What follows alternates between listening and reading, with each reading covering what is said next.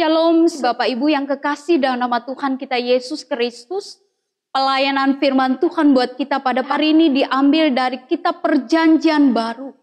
Kitab Roma pasal yang ke-16 ayat yang ke-17 hingga ayat yang ke-20 dengan perikop peringatan. Namun sebelumnya mari kita satu di dalam doa. Kita berdoa. Sejenak kami ingin duduk diam untuk mendengarkan kebenaran firman-Mu Bapa di surga. Perlengkapi kami dengan kuasa Roh Kudus-Mu sehingga kami mampu untuk mengerti dan memahami firman ini. Sehingga firman ini boleh menjadi sukacita bagi kami dan boleh menjadi suluh dan pelita dalam kehidupan kami. Jauhkan kami dari segala seteru yang ingin mengganggu. Pakai hamba sebagai saluran berkat dan sidang jemaat pun akan diberkati yang mendengarnya. Kami berdoa di dalam nama Tuhan Yesus Kristus. Amin.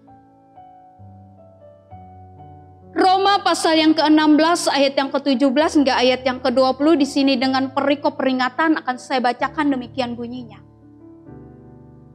Tetapi aku menasihatkan kamu saudara-saudara supaya kamu waspada terhadap mereka yang bertentangan dengan pengajaran yang telah kamu terima, menimbulkan perpecahan dan godaan. Sebab itu hindarilah mereka. Sebab orang-orang demikian tidak melayani Kristus Tuhan kita, tetapi melayani perut mereka sendiri. Dan dengan kata-kata mereka yang muluk-muluk dan bahasa mereka yang manis, mereka menipu orang-orang yang tulus hatinya.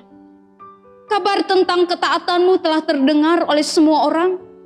Sebab itu aku bersuka cita tentang kamu. Tetapi aku ingin supaya kamu bijaksana terhadap apa yang baik dan bersih terhadap apa yang jahat.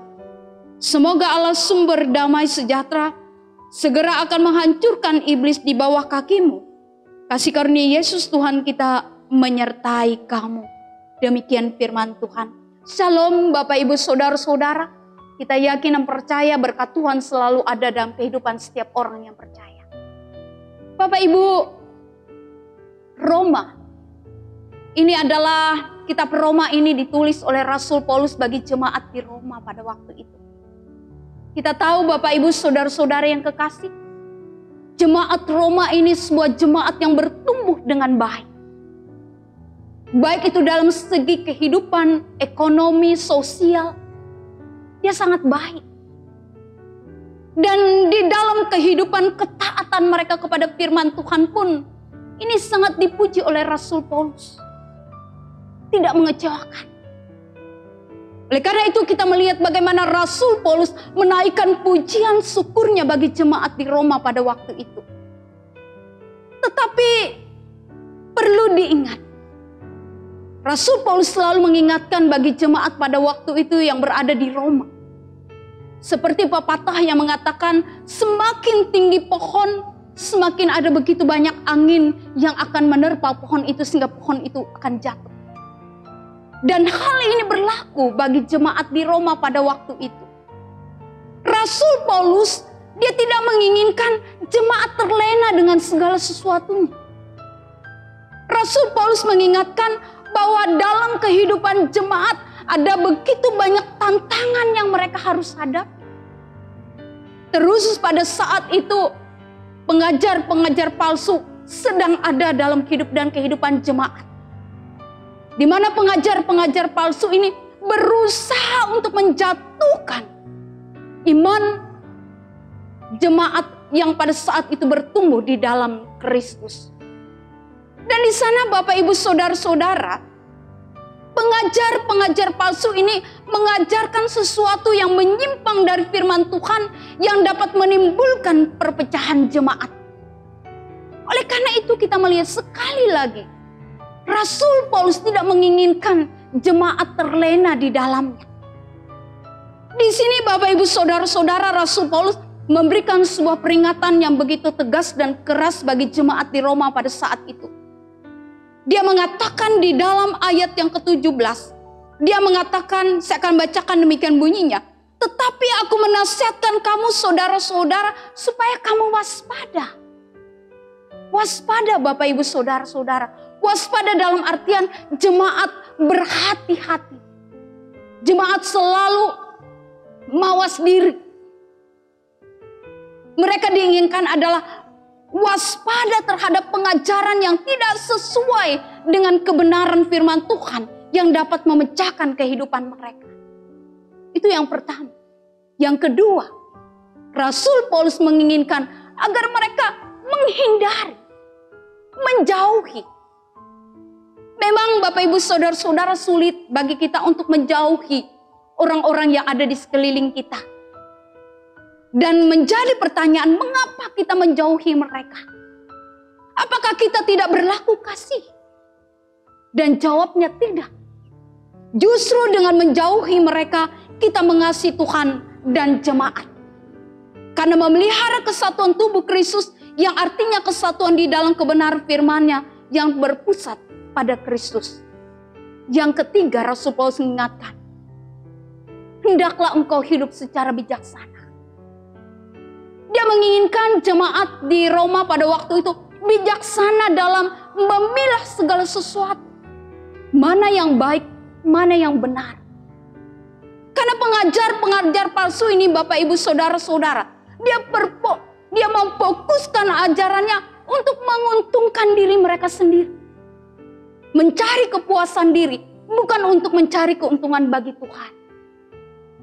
Oleh karena itu Bapak Ibu Saudara-saudara, nasihat ini sangat-sangat berlaku bagi jemaat di Roma pada waktu itu. Dan bukan hanya bagi jemaat Roma. Tidak mustahil ini juga terjadi dalam kehidupan jemaat kita pada saat ini. Gereja kita.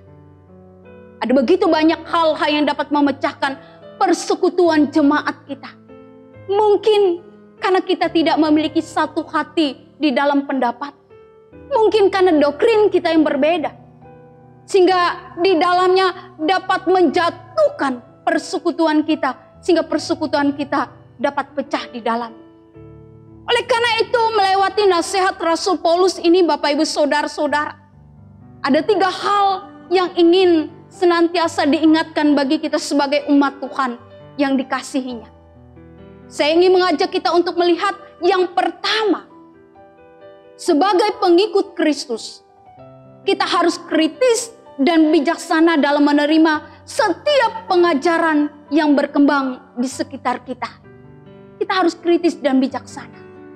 Dan yang kedua, kita mampu memilah dan menilai terhadap berbagai pengajaran dunia saat ini. Sehingga kita tidak akan menjadi orang yang sesat. Dan yang ketiga, firman yang sejati akan menjadi pondasi yang kuat bagi kita sehingga kita tetap kuat. Kehidupan seseorang yang senantiasa berdampingan dengan firman Tuhan, itu akan menjadikan orang hidup yang berkemenangan. Oleh karena itu Bapak Ibu Saudara-saudara, jadikanlah Kristus satu-satunya jalan keselamatan dan kebenaran. Maka engkau akan menjadi seorang pemenang. Tuhan Yesus memberkati kita. Amin. Mari kita satu dalam doa. Terpujilah nama Tuhan, sebab pada pagi hari ini kami boleh mendengarkan kebenaran firman. Biarlah kebenaran firman ini menjadikan kami semakin bertumbuh dan dewasa di dalam Engkau Tuhan. Kami boleh menjadi pelaku-pelaku firman-Mu yang bijaksana. Bahkan di dalam itu kami memiliki kerinduan Bapa. Kami melandasi pondasi hidup kami dengan kuat dan kokoh, yaitu di dalam Kristus satu-satunya jalan keselamatan dan kebenaran. Karena kami yakin dan percaya, kami akan menjadi orang yang berkemenangan. Daging kami lemah, tetapi Tuhanlah menjadi kekuatan kami. Oleh karena itu kami mau serahkan kehidupan kami, bahkan sidang jemaat-Mu, hanya di dalam nama Tuhan Yesus Kristus. Kami berdoa dan mengucap syukur. Amin.